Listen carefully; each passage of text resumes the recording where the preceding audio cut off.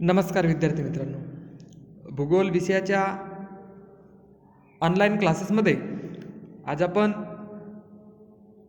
6M भारताचा भूगोल या विषयाअंतर्गत मागच्या तासिकेला आपण भारताचे स्थानविस्तार, प्राकृतिक वैशिष्ट्ये, त्याचबरोबर प्राकृतिक विभागांचा अभ्यास करत असताना पर्वतीय प्रदेश आणि मैदानी प्रदेश या दोन प्राकृतिक भूवैशिष्ट्यांचा अभ्यास केल्यानंतर तिसरं महत्त्वाचं प्राकृतिक विभाग म्हणजे द्वीपकल्पीय पठार यांचा आज आपण अभ्यास करणार आहोत.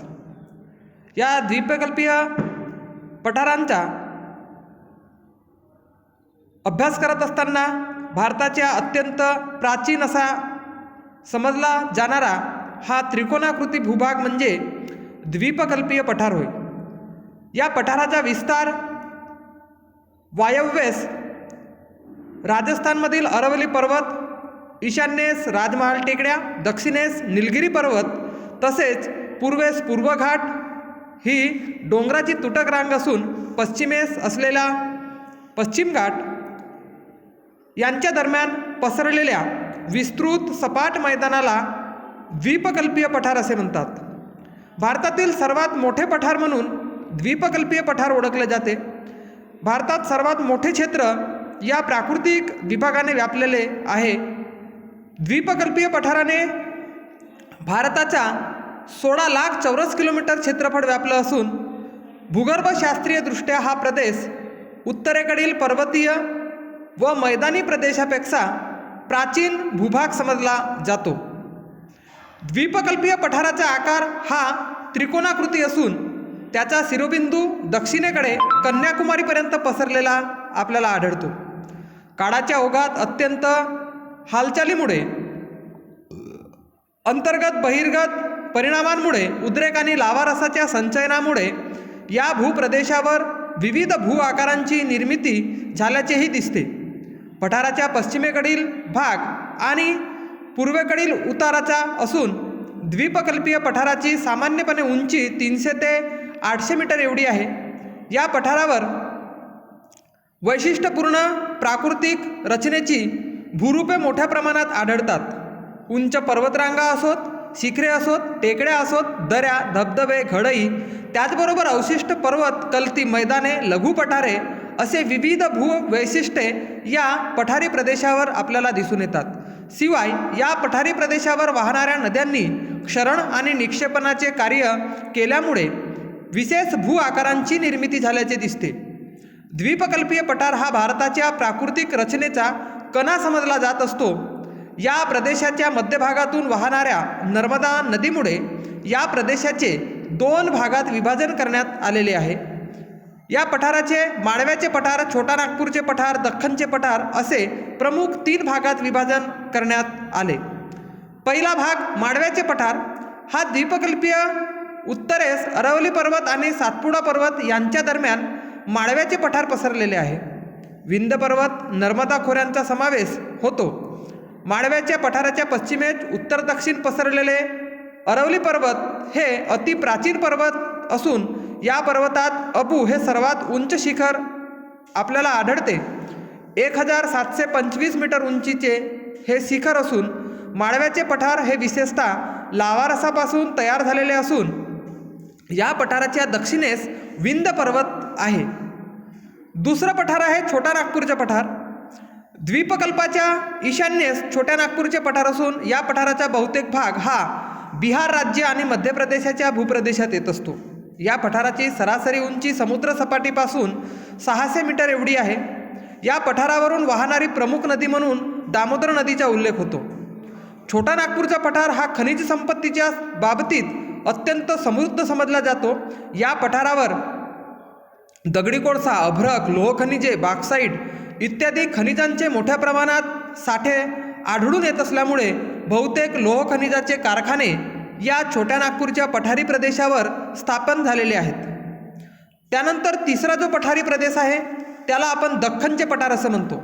विशेषतः माळव्याचे पठार आणि छोट्या नागपूरचे पठार हे नर्मदा नदीच्या खचतरीमुळे निर्माण झालेले उत्तर भारतीय पठार आणि नर्मदा नदीच्या दक्षिणेकडील जो भाग आहे हा दख्खनचे पठार म्हणून ओळखला जातो.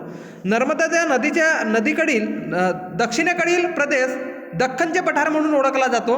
या दख्खनच्या पठाराचे क्षेत्रफळ 50,000 चौरस किलोमीटर एवढे आहे. हा भाग सुद्धा लावारसापासून तयार झालेला असून येथील जमीन अत्यंत सुपीक समजली जाते. या पठाराच्या बहुतेक सर्व बाजूने पर्वत आहेत आणि या पठाराच्या मध्यभागी लहान मोठ्या टेकड्याचे स्वरूप आढळून येते. दख्खन पठाराच्या उत्तरेस पूर्व पश्चिम असलेला सातपुडा पर्वत, पंचमढी हे थंड हवेची ठिकाणं सुद्धा आहेत. येथील खचदऱ्यातून नर्मदा आणि तापी या नद्या पूर्व पश्चिम दिशेत वाहत असतात. नर्मदा नदीवर लहान मोठे धबधबे असून जबलपूरजवळ बेडाघाट येथे फार मोठा धबधबा निर्माण झालेला आहे. दख्खनच्या पठाराच्या पश्चिम भागात पश्चिम घाट नावाचा पर्वत असून महाराष्ट्रात याला सह्याद्री या नावाने ओळखतात. तर दक्षिणेकडे अण्णामलाई, सह्याद्रीमधील उत्तरेकडे कडसूबाई हे सर्वात उंच शिखर असून 1650 मीटर उंचीचे आहे. पश्चिम घाटामध्ये लहान मोठ्या खिंडी असून त्यामध्ये थडघाट, भोरघाट, आंबाघाट, फोंडाघाट इत्यादी घाटांची सुद्धा वैशिष्ट्ये आढळतात. दख्खनच्या पठाराचे महत्त्व काय, तर दख्खनच्या पठारावरील जमीन ही लावारसापासून तयार झाली असल्यामुळे या ठिकाणी दख्खनच्या पठारावरील जमीन मृदा ही अत्यंत सुपीक समजली जाते. त्यामुळे या ठिकाणी बहुतेक पिकांचे उत्पादन मोठ्या प्रमाणात घेतले जातात. या पठारी प्रदेशावर कापूस आणि ऊसाचे उत्पादन मोठ्या प्रमाणात घेतले जात असून ऊस आणि कापसाच्या उत्पादनासाठी अथवा पिकांसाठी आवश्यक असलेली सुपीक मृदा विशेषतः दख्खनच्या पठारी प्रदेशावर उपलब्ध आहे. तसेच सुती कापड उद्योगाची प्रगती दख्खनच्या पठारी प्रदेशावरच झालेली आहे. कारण कापसाचे उत्पादन मोठ्या प्रमाणात घेतलं जात असल्यामुळे कापसावर प्रक्रिया करणारे उद्योगधंदे आणि सुती कापड उद्योगाची विकास सुद्धा द्वीपकल्पीय पठारी प्रदेशावर मोठ्या प्रमाणात झाला. या पठारावर दगडी कोळसा, लोखंड, बॉक्साईट या खनिजांचे साठे मोठ्या प्रमाणात असल्यामुळे यावर प्रक्रिया करणारे उद्योगधंदे सुद्धा मोठ्या प्रमाणात द्वीपकल्पीय पठारावर निर्माण झाले असून छोट्या नागपूरच्या पठारी प्रदेशावर उद्योगधंद्याचे केंद्रीकरण झाल्याचे मोठ्या प्रमाणात दिसून येते. त्याचबरोबर खाणकाम आणि खनिजांवर आधारित उद्योगांचा विकाससुद्धा दख्खनच्या पठारी प्रदेशावर झाल्याचे दिसते. त्यानंतर चौथा जो प्राकृतिक विभाग आहे, या चौथ्या प्राकृतिक विभागालाच आपण किनारपट्टीचे मैदान असं म्हणतो. भारतीय द्वीपकल्पाच्या पश्चिम आणि पूर्व भागात लांब अरुंद प्रदेश आहे आणि दोन्ही द्वीपकल्पाच्या पश्चिम आणि पूर्व भागात लांब व अरुंद प्रदेशालाच आपण किनारपट्टीचे मैदान असं म्हणतो. याला पश्चिम आणि पूर्व किनारपट्टीची एकूण लांबी 5680 किलोमीटर एवढी आहे. या किनारपट्टीचे उन्मग्न प्रकारची असून किनारपट्टीचा सकल प्रदेश दर्शविलेला आहे. या किनारपट्टीचे सुद्धा पश्चिम किनारपट्टी आणि पूर्व किनारपट्टी असे 2 भागात विभाजन करण्यात आलेले आहे. पश्चिम किनारपट्टी म्हणजेच काय, तर अरबी समुद्राला लागून असलेला त्याच्या उत्तरेस कच्छच्या आखातापासून ते दक्षिणेस कन्याकुमारीपर्यंतच्या या किनारपट्टीच्या प्रदेशालाच महाराष्ट्रामध्ये कोकण, कर्नाटकमध्ये कारवार आणि केरळमध्ये मलबार अशा विविध नावांचा उल्लेखित केला जातो. पश्चिम किनारपट्टी उत्तरेस रुंद असून दक्षिणेस त्याची रुंदी कमी आहे आणि या किनारपट्टीची सर्वसाधारण रुंदी 180 किलोमीटर एवढी दिसून येते. किनारपट्टीच्या पूर्वेस पश्चिम घाट आहे. या किनारपट्टीचा किनारा दंतूर असून बहुतेक ठिकाणी ही किनारपट्टी नद्यांच्या घर्षणामुळे तुटक स्वरूपाची आढळून येते. त्याचबरोबर या किनारपट्टीच्या प्रदेशावर बहुतेक ठिकाणी छोट्या बंदरांची निर्मिती मोठ्या प्रमाणात झाल्याचे दिसते. त्यानंतर दुसरा प्रकार आहे पूर्व किनारपट्टी. पूर्व किनारपट्टीचा प्रदेश हा बंगालच्या उपसागराला लागून आहे. याला कारोमंडल असं म्हटलं जाते. पूर्व किनारपट्टी ही पश्चिम बंगालपासून थेट कन्याकुमारीपर्यंत पसरलेली आहे. पूर्व किनारपट्टी पश्चिम किनारपट्टीपेक्षा जास्त रुंद असल्याचे दिसते आणि त्याची रुंदी विशेषतः 200 ते 225 किलोमीटर एवढी आहे. पूर्व किनारपट्टी बहुतेक सखल आणि सपाट आहे आणि या किनारपट्टीतून महानदी, गोदावरी, कृष्णा, कावेरी इत्यादी नद्या वाहत गेल्याचे बहुतेक ठिकाणी त्रिभुज प्रदेशाची निर्मिती पूर्व किनारपट्टीच्या प्रदेशावर झालेली आहे. या किनारपट्टीवर खाऱ्या पाण्याची सुद्धा सरोवरे आढळतात, ज्यामध्ये ओरिसातील चिल्का सरोवर आणि पुलिकत सरोवर ही सरोवरे प्रसिद्ध आहेत. त्याचबरोबर किनारपट्टीचे महत्त्व काय, तर किनाऱ्यालगत जलवाहतूक मोठ्या प्रमाणात चालते. त्याचबरोबर किनारी प्रदेशामध्ये मीठ गोळा करण्याचा व्यवसाय मोठ्या प्रमाणात चालत असतो. पश्चिम किनारपट्टीच्या मैदानी प्रदेश विविध प्रकारची पिके, मिरी, आले, वेलदोडे, नारळ, तांदूळ इत्यादी मसाल्याची पिके मोठ्या प्रमाणात घेतली जात असतात. नारळाची शेती या ठिकाणी मोठ्या प्रमाणात केली जाते. पूर्व किनारपट्टीची मैदानामध्ये विशेषतः भाताची शेती, नारळ, सुपारी इत्यादीचे उत्पादन मोठ्या प्रमाणात होत असते. किनारपट्टी प्रदेशामध्ये मुंबई, गोवा, कोचीन, मंगलोर, चेन्नई, विशाखापट्टणम या ठिकाणी बंदरांची निर्मिती झाली असून या बंदरातून बहुतेक आंतरराष्ट्रीय प्रकारचा व्यापार चालतो. त्यामुळे आर्थिक संपन्नता प्राप्त होत असते. मोठ्या प्रमाणात किनारी प्रदेशामध्ये मोठ्या प्रमाणात चालणारा व्यवसाय म्हणजे मासेमारी. या मासेमारीवर बहुतेक किनारी प्रदेशातील रोजगाराचं साधन म्हणून समजला जातो. त्याचबरोबर किनारपट्टी प्रदेशामध्ये किनारपट्टीचा प्रदेश हा पर्यटकांसाठी विशेषतः आकर्षणाचा केंद्रबिंदू नेहमीच राहिलेला आहे आणि म्हणून भारताला लाभलेल्या 5600 किलोमीटर लांबीच्या किनारपट्टीचे आकर्षण बहुतेक पर्यटकांना असल्यामुळे या किनारपट्टी प्रदेशामध्ये पर्यटन व्यवसायसुद्धा मोठ्या प्रमाणात विकसित झाल्याचे दिसते. त्यानंतर 5वा प्राकृतिक विभाग म्हणजेच भारतीय बेटे. भारतीय बेटांमध्ये 247 बेटांचा समावेश आहे, ज्यामध्ये बंगालच्या उपसागरामध्ये 204 बेटं तर अरबी समुद्रामध्ये 43 बेटं आढळतात. भारतीय बेटांच्या प्रकारामध्ये बंगालच्या उपसागरातील बेट आणि अरबी समुद्रातील बेट असे 2 प्रकार पाडले जातात.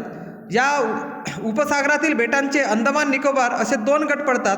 त्यातील अंदमान द्वीप समूह 10 अंश ते 14 अंश अक्षवृत्ताच्या दरम्यान उत्तर पूर्व ते दक्षिण पश्चिम दिशेत विखुरलेले आहेत. अंदमान द्वीप समूहाचे क्षेत्रफळ जवळपास 8300 चौरस किलोमीटर आहे. त्याचे उत्तर दक्षिण असे 3 विभाग पडतात. ही बेटे वाळूचे खडक, सैल, चुनखडी यापासून तयार झालेले असून हे बेटे प्रवाळ खडकांनी वेढलेले आहेत. निकोबार द्वीप समूहामध्ये 19 बेटे असून त्याचे क्षेत्रफळ 862 चौरस किलोमीटर आहे. हे बेटे विशेषतः 6 अंश 30 मिनिटे उत्तर अक्षवृत्ता दरम्यान विखुरलेली आढळतात. या द्वीप समूहात ग्रेट निकोबार, लिटल निकोबार, काचकाड, कामेटी, ट्रिट्राव, ट्रेस ही प्रमुख बेटेही सुद्धा आढळतात.